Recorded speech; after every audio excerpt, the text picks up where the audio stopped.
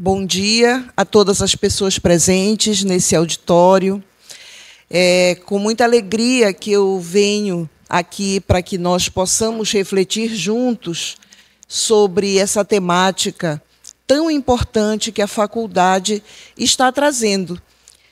Mas antes quero agradecer, em nome do diretor da faculdade, o Cônego Vladian Alves, e aos coordenadores dos cursos de Teologia e Filosofia, os professores Walter e professor Aniceto, por esse convite.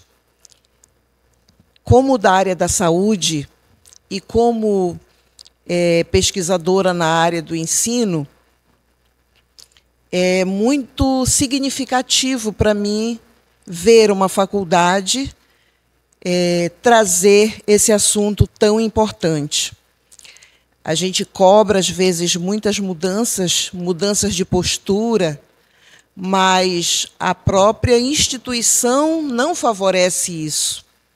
E a faculdade está de parabéns, os coordenadores dos cursos estão de parabéns, e todos que fazem parte do grupo de alunos, de discentes, né, devem se sentir privilegiados por isso, por essa oportunidade.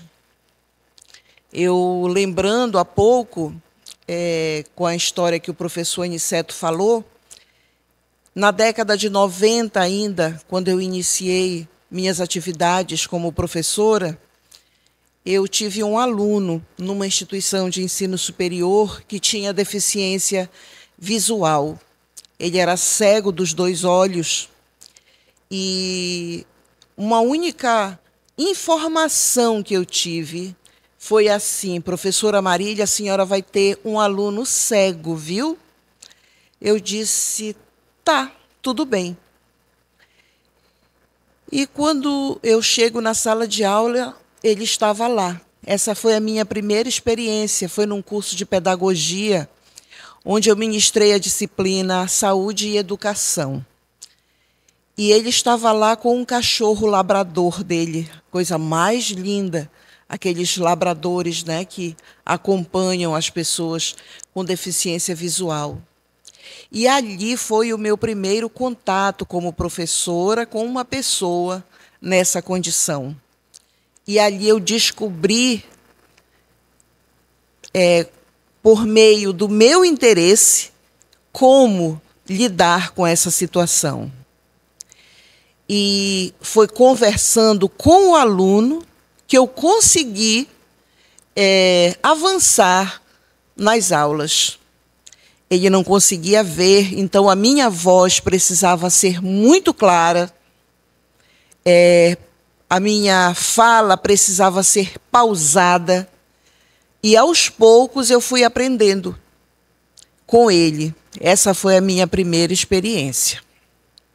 Depois, já de muitos anos, aqui já na Universidade Federal do Pará, já é algo comum da gente ver, e já tive experiência de vários outros alunos com deficiência auditiva, onde ele precisava ler os meus lábios, mais ainda eu precisei ter tranquilidade, muita clareza, a forma como eu falava, porque ele lia os meus lábios, a posição que eu ficava, porque conforme a gente vai dando aula, a gente vai adquirindo alguns hábitos, né, de se movimentar na sala, circular, ir junto de um aluno. Eu, pelo menos, faço isso.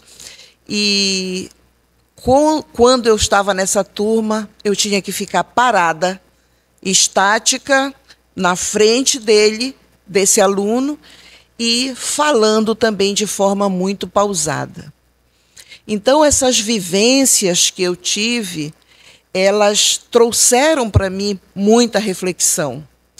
E é importante que traga a cada um de nós, na condição de aluno, na condição de professor, na condição de gestor, porque o mundo hoje ele está se mostrando cada vez mais nesse sentido de incluir e considerar que todas as pessoas, independente da sua condição, elas precisam ter oportunidade de aprendizado.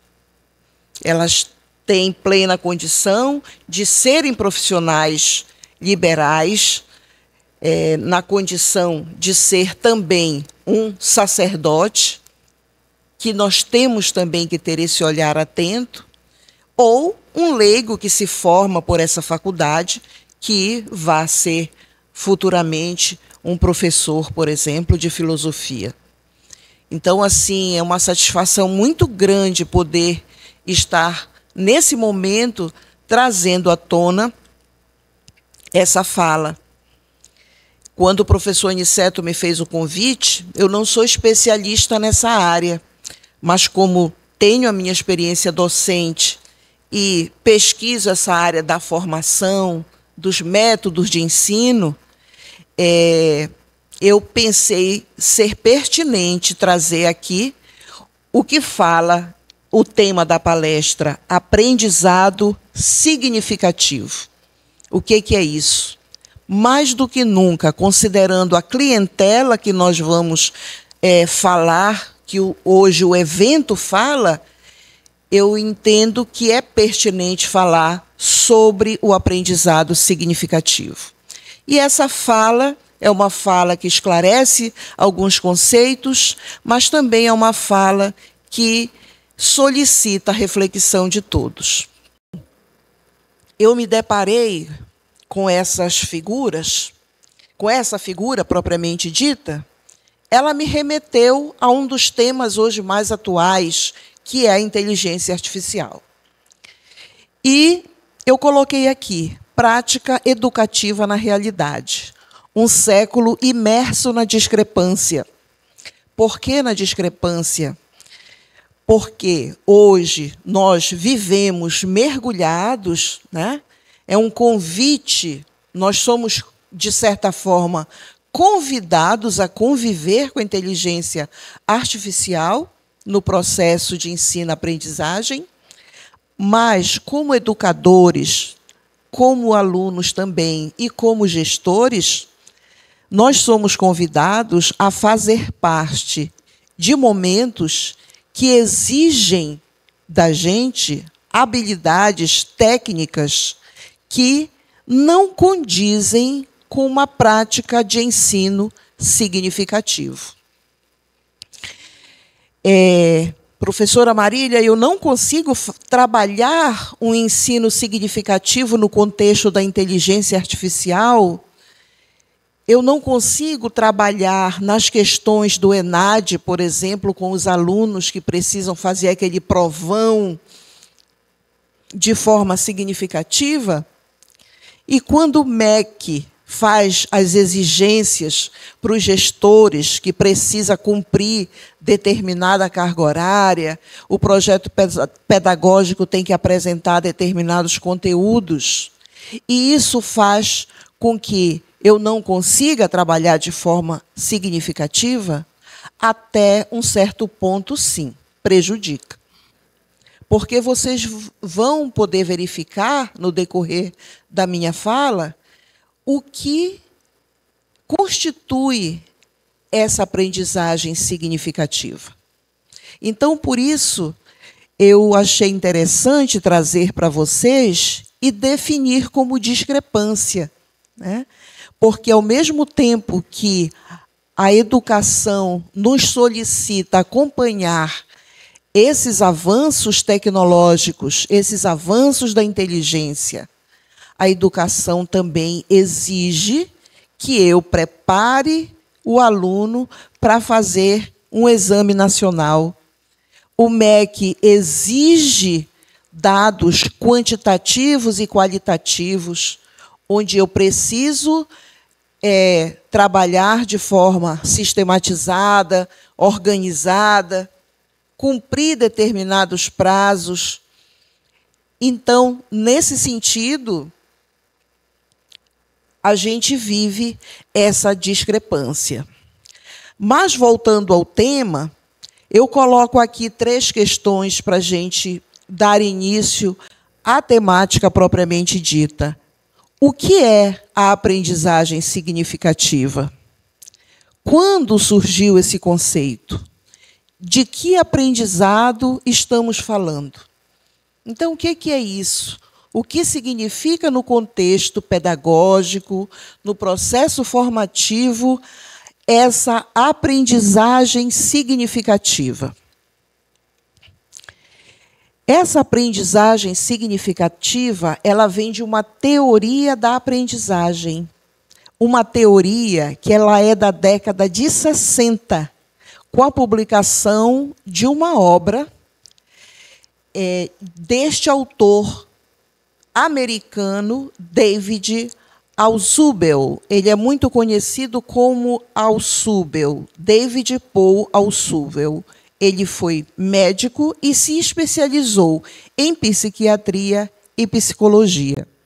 Então, vejam, da sensibilidade dele como médico, ele trazer essa teoria, considerando esses aspectos comportamentais, considerando esses aspectos psicológicos, né? Então, essa foi a primeira obra dele, né, relacionada à aprendizagem significativa. Então, quando a gente traz formação acadêmica baseada na aprendizagem significativa, eu estou trazendo como fundamentação esta teoria, que é a teoria da aprendizagem significativa de Altshuler. Tem muitos estudos na área da pedagogia, na área da psicologia, na área da saúde mesmo, da enfermagem, da medicina. Todos esses processos formativos, muitos trabalhos desenvolvidos, participei de uma banca onde a aluna usava como referencial teórico o Altshuler. Então, daí a importância da gente falar. E o ponto central? Qual é o ponto central dessa teoria?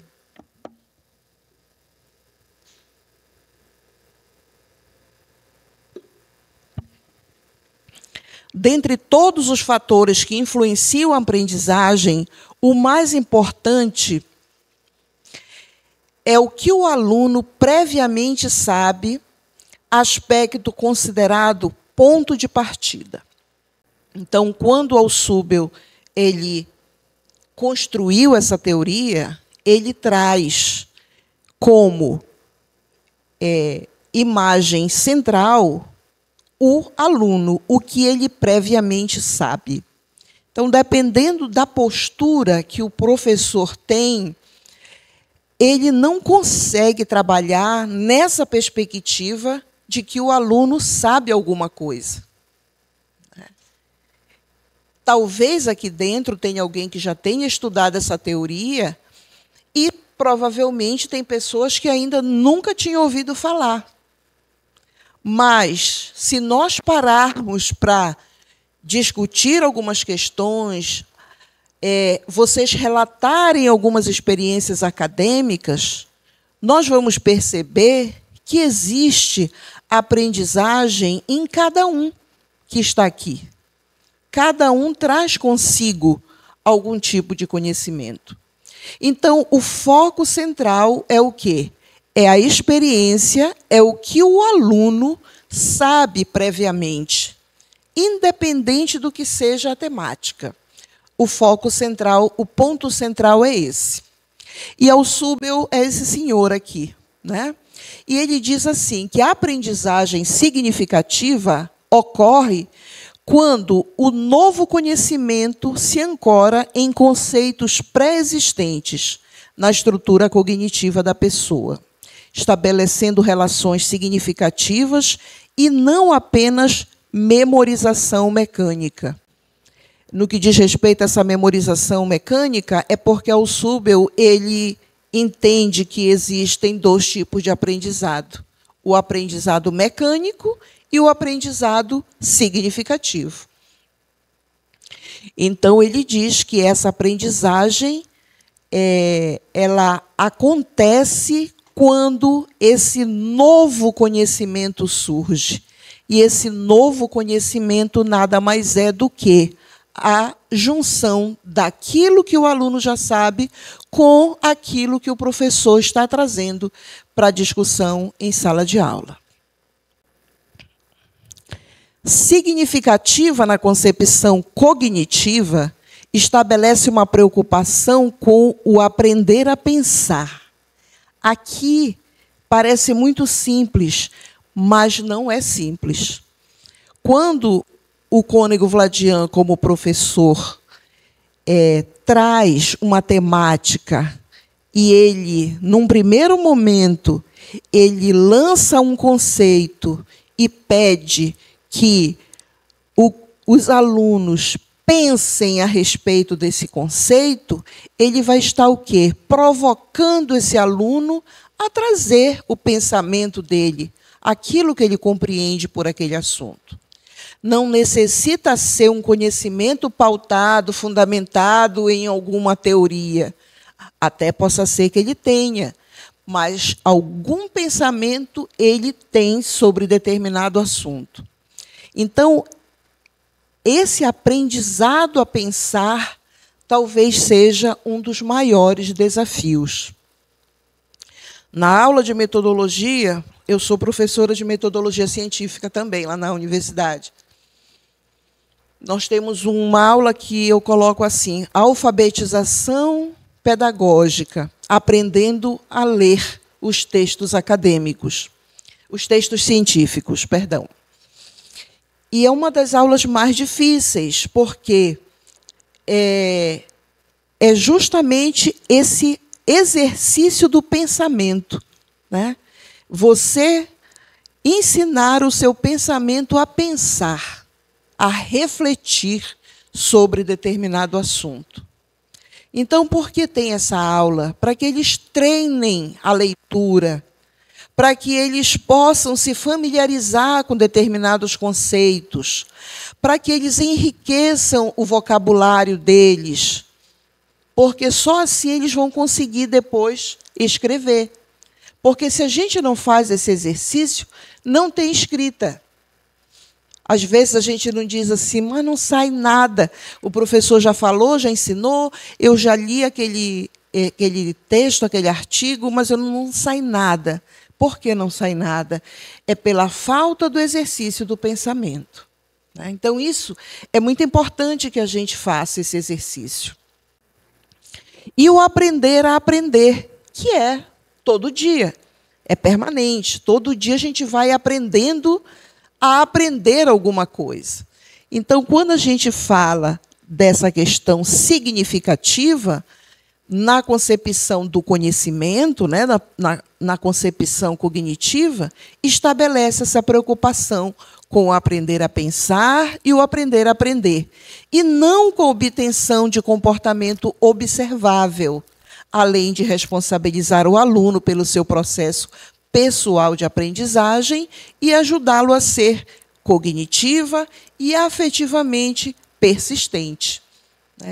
Então, é muito cômodo, às vezes, para o professor e para o aluno, o professor chegar com a aula pronta, ele repassa aquele conteúdo e o aluno vai para casa e depois tem uma prova, então é aquele aprendizado mecânico.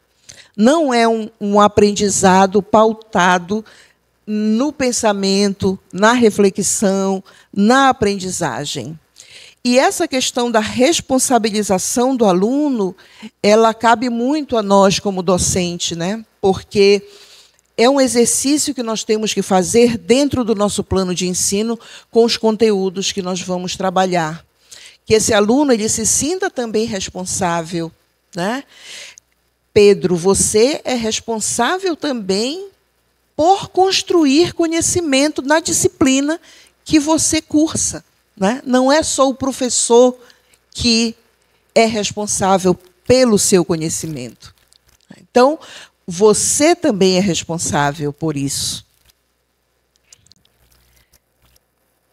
E nessa perspectiva que a gente vem falando, né, de aprender a pensar, aprender a aprender, o processo de aprendizagem cognitivista, que é o conceito que Alsubel defende, ele apresenta duas dimensões relativamente independentes. O modo como o conhecimento a ser aprendido é disponível ao aluno e o modo como os alunos incorporam essa informação nas suas estruturas cognitivas já existentes, naquilo que ele já sabe.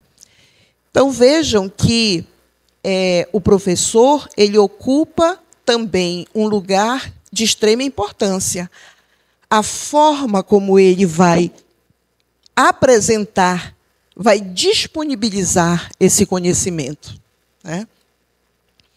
Às vezes, eles ficam aborrecidos que eu não disponibilizo os slides da minha aula. Eu disse, não vou disponibilizar por vários motivos, dentre eles, que me deu trabalho para eu estudar e fazer. Não vou disponibilizar. Construa um slide com esses mesmos conteúdos, né?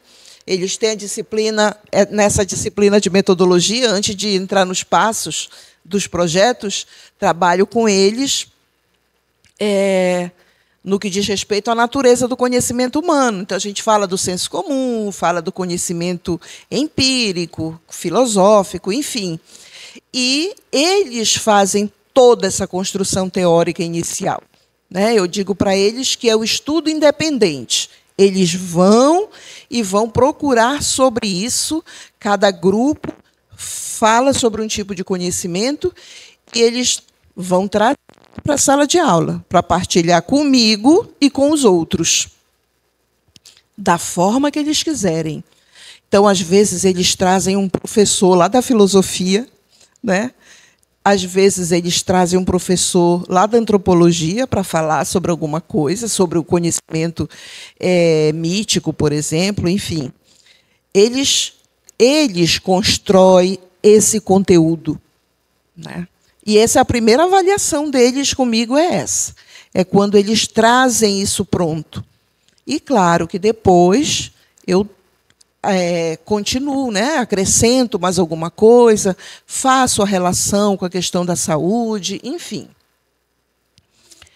E o modo como eles vão incorporar. Então, esse exercício que eu faço é um exercício que eu percebo que eles assimilam, que eles conseguem fazer uma relação, que eles conseguem perceber a importância para a vida deles profissional, para a vida deles depois, se eles quiserem ser professores, pesquisadores. Então, isso é importante de nós, como professores, estar sempre observando. E isso faz parte dessa teoria da aprendizagem significativa. A espontaneidade, a importância dos sentimentos e das emoções empáticas, o direito das pessoas fazerem suas próprias escolhas e a criatividade são as bases da abordagem humanista da aprendizagem, as quais foram contempladas na sua última definição de aprendizagem significativa. Aqui já é um estudo recente de um artigo, Costar Júnior e colaboradores, que eu até disponibilizei para o professor Aniceto depois passar para vocês, que é esse aqui que está comigo, que fala sobre um olhar pedagógico sobre a aprendizagem significativa de David Alsubel. Então, vejam, ele fala aqui o direito das pessoas fazerem suas próprias escolhas, criatividade, emoção, empatia, mas eu coloquei aqui, não esquecer das estruturas pedagógicas. Por quê? O que são estruturas pedagógicas? São a base de um projeto pedagógico, de um curso, por exemplo. Essas são as estruturas pedagógicas. Eu posso, como professor, eu tenho liberdade para fazer uso de uma determinada teoria como essa, para considerar diferentes aspectos da diversidade dos alunos, Mas, como professor, e o aluno também tem que ter clareza disso, eu não posso fugir das estruturas pedagógicas. Então, eu não posso fazer também de uma forma aleatória, porque eu acho bonito, porque eu acho significativo, eu acho importante, impactante a questão da aprendizagem significativa. Eu tenho também, como docente, principalmente, a responsabilidade, dentro de um curso, considerar essas estruturas pedagógicas. Daí o diálogo com o núcleo docente estruturante, com a coordenação pedagógica, com o coordenador do curso.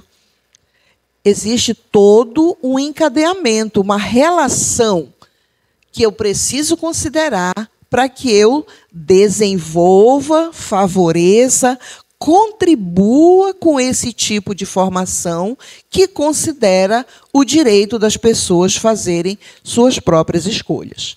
Então, isso é muito importante que a gente considere. Eu faço parte do núcleo docente estruturante lá do curso, lá da universidade, do curso de enfermagem.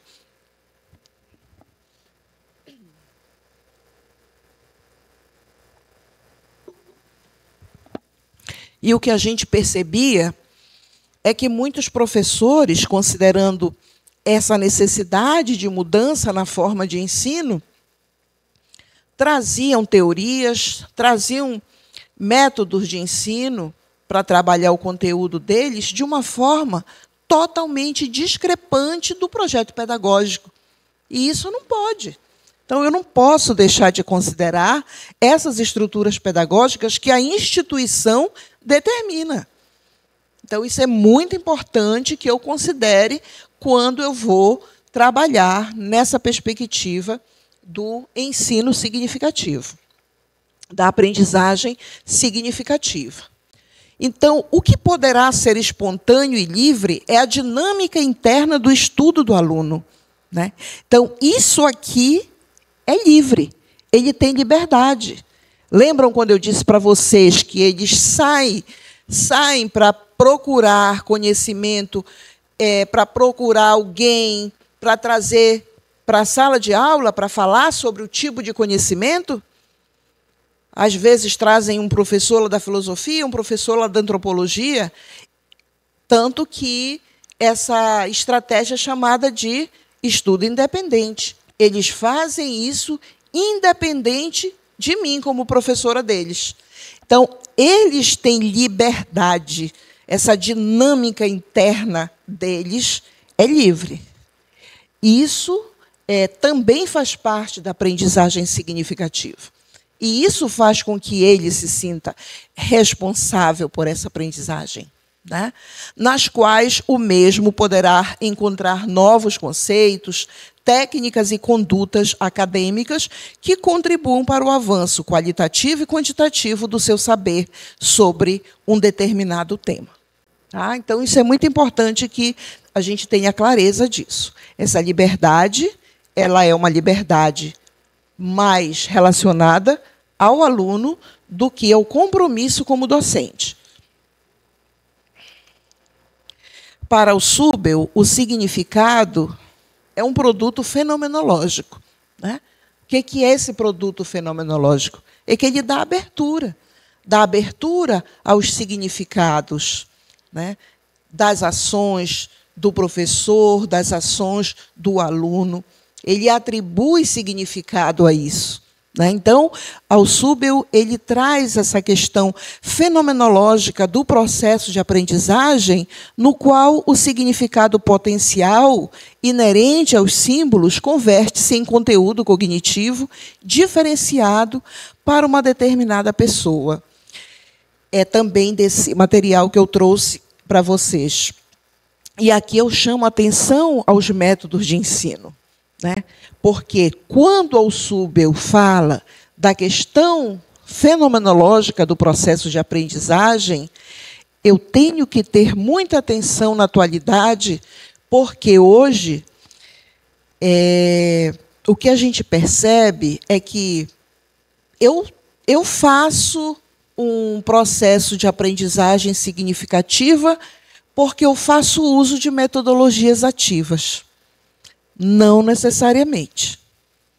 Porque eu posso fazer uso de metodologias ativas, de métodos, né, de diferentes métodos de ensino, que fogem daquela apresentação formal, mas eu não estou fazendo numa perspectiva fenomenológica, numa perspectiva significativa. Talvez eu esteja fazendo algo mecânico mesmo usando uma técnica ativa de ensino. Né? Eu vou levar meus alunos hoje lá para o Teatro da Paz, porque nós vamos discutir determinada temática, que aquela estrutura tem toda uma relação com aquela estrutura. Hoje nós vamos sair do ambiente tradicional de sala de aula. Hoje eu não vou trazer nenhuma apostila, nenhum texto, não vou apresentar slide. Nós vamos fazer uma roda de conversa. Ok, tudo bem. Foge, é uma técnica diferenciada. Mas se eu não considerar esse aspecto significativo, eu não estou acompanhando o que a teoria diz para a gente fazer, né? Então, isso é importante também. Diante das situações de deficiência em seus mais diferentes aspectos, o processo de ensino-aprendizagem convém uma prática reflexiva, tanto de dimensão pessoal quanto social. Pois, ao lidarmos com pessoas e suas deficiências, é preciso aceitar que haverá barreiras, mas que o educador é essencial na relação pedagógica. Então, considerando o tema central desse evento de hoje, né, então nós precisamos compreender que essa prática reflexiva diante dessas situações, elas são importantes que aconteçam sempre. Todo dia que a gente entra em sala de aula é com essa postura reflexiva. Eu venho com 3 questionamentos, né? Existem muitos outros. Isso aqui é para a gente cutucar um pouquinho, né? Provocar um pouquinho o meu pensamento. A prática educativa que desenvolvo considera questões significativas de aprendizagem? Eu tenho pensado na integração entre alunos em sala de aula? Já parei para pensar se na turma onde ministro aula tem aluno com algum tipo de deficiência? Então, isso é interessante a gente estar observando. Daí que no início eu falei da importância, e parabenizei essa iniciativa, da faculdade trazer essas questões.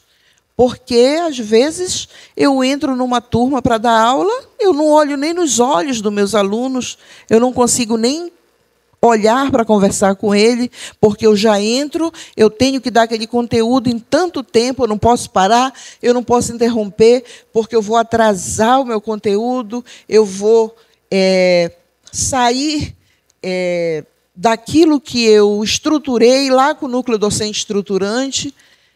Não, também a gente não pode ser tão radical nesse sentido, né? A gente tem que estar com a percepção ativa. Então, às vezes, a gente entra na sala e realmente não observa.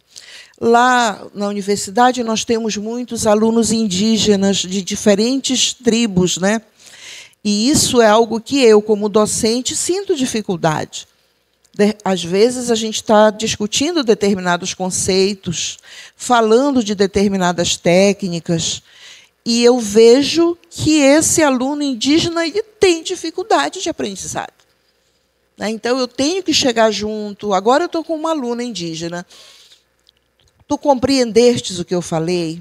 Tu queres que eu esclareça de uma outra forma? Você já ouviu falar sobre isso? Você quer falar alguma coisa sobre isso? Então, eu paro ali, fico na frente dela porque eu me preocupo com isso, e isso é uma coisa que me incomoda, não no sentido de achar ruim, mas me incomoda, me deixa incomodada de estar sempre procurando acompanhar se ela está conseguindo compreender, né, os processos de aprendizagem. Então, essas questões e outras mais, é importante que acompanhem sempre o nosso processo. E talvez o primeiro passo para um bom preparo profissional seja a compreensão, né? Então, o professor Aniceto, no início, falou daquela questão da hostilidade com determinado aluno, né? E talvez o primeiro passo para que a gente consiga provocar essas mudanças, pelo menos provocar mudanças no pensamento e conseguir mudanças comportamentais, seja a compreensão, né? E a compreensão que, diante de Deus, todos nós somos iguais. Não existe nenhum tipo de diferença. E, nessa perspectiva cristã, nós precisamos ainda mais exercitar essa compreensão. E continuar os passos, né? E continuando os passos, aqui eu trago uma fala de um documento do MEC, de ensino, né? Aqui embaixo eu trago a referência que diz que as instituições de ensino devem prover e promover mudanças em sua organização, a partir do projeto pedagógico, de modo que possam oferecer um atendimento educacional com qualidade e todas as pessoas, um atendimento de qualidade a todas as pessoas, eliminando barreiras atitudinais, físicas e de comunicação. As políticas educacionais devem estar voltadas para a eliminação de todas as formas de discriminação, de modo que os alunos possam participar plenamente das ações pedagógicas e sociais das universidades e faculdades, centrada nas diferentes formas de aprender e conviver. Então, esse é um documento do MEC que foi elaborado e que deve ser conhecido por todas as instituições de ensino superior e que devem pautar todos os projetos pedagógicos, né? Aqui foram as referências que eu utilizei, que elas podem estar sendo disponibilizadas, né? Esse é o documento do MEC, que fala sobre a inclusão escolar de alunos com necessidades educacionais especiais, deficiência física. Esse é o artigo que fala sobre um olhar pedagógico sobre a aprendizagem significativa de David Alsubel e o próprio conteúdo de Alsubel, que fala sobre educação psicológica cognitiva. Ok? É isso. Era isso. Obrigada.